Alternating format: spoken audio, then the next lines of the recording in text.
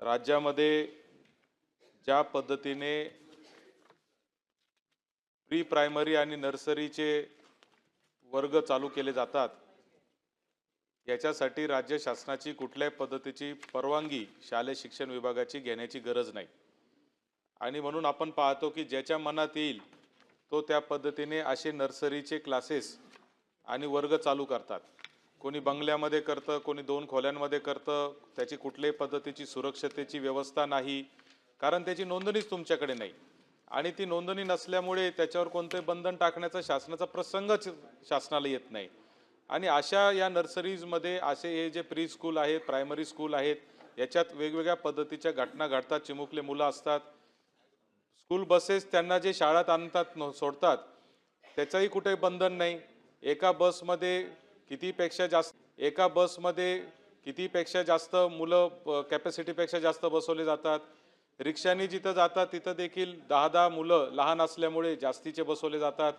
आणि म्हणून माझी राज्य शासनाला एक प्रश्न या सूचनेच्या माध्यमातून असा आहे, या उत्तरामध्ये मंत्री महोदय आपण असं उत्तर दिलेलं आहे आणि जे मला माहिती की तुम्ही परत उत्तरामध्ये तेच सांगणार आहात की राष्ट्रीय शैक्षणिक धोरणामध्ये खाजगी बालवाटिका म्हणजे नर्सरी जे आहेत त्यांच्यासाठी नोंदणी संदर्भात अधिनियम प्रस्तावित करण्यात येणार आहे। म्हणजे आज अस्तित्वात नाही, मग तो कधी अस्तित्वात येणार आहे, त्याची अंमलबजावणी कधीपासून होणार आहे, अनधिकृत ज्या शाळा चालू झालेल्या आहेत प्री प्रायमरी त्या कधीपर्यंत बंद होणार आहेत, याबाबतचं स्पेसिफिक उत्तर मंत्री महोदय आपल्याकडून अपेक्षित आहे।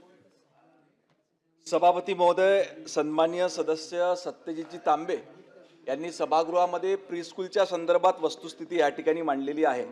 आणि ही गोष्ट खरी आहे की आजपर्यंत प्रीस्कूल करता कुठलेही नियम किंवा कायदे आपल्याकडे त्या ठिकाणी अस्तित्वात नाही।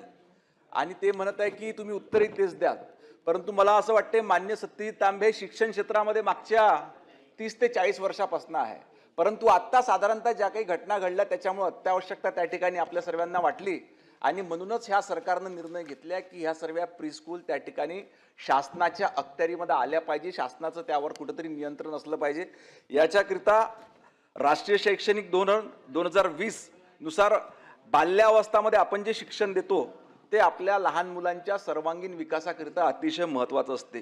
त्याकरिताच गुणवत्तापूर्ण, सुरक्षित, खेळ आधारित व बालकेंद्रित शिक्षण व्यवस्था निर्माण करणे आवश्यक आहे।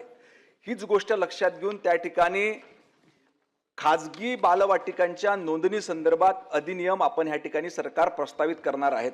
सदर अधिनियमाचा मुख्य उद्देश राज्यातील सर्व खाजगी बालवाटिकांची अनिवार्य नोंदणी, नियमन, गुणवत्ता सुनिश्चित करणे हा त्या ठिकाणी राहील। त्याच्याकरिता नोंदणीसाठी सक्षम प्राधिकरणाची नेमणूक, ऑनलाईन पोर्टलद्वारे नोंदणी प्रक्रिया, नोंदणीची वैधता, नूतनीकरणाची तरतूद ह्या सर्व गोष्टी याच्यामध्ये करण्यात आलेल्या आहे।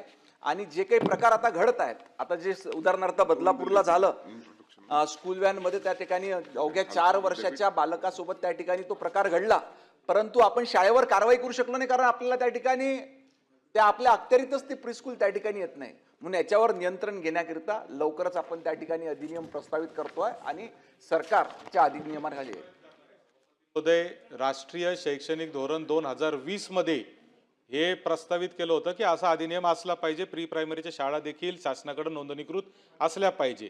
आज 2026 आलेला आहे, 6 वर्ष हे धोरण येऊन झालेले आहेत आणि तरी राज्य शासन प्रत्येक वेळेस हेच उत्तर देत आहे की आम्ही ते आणणार आहे।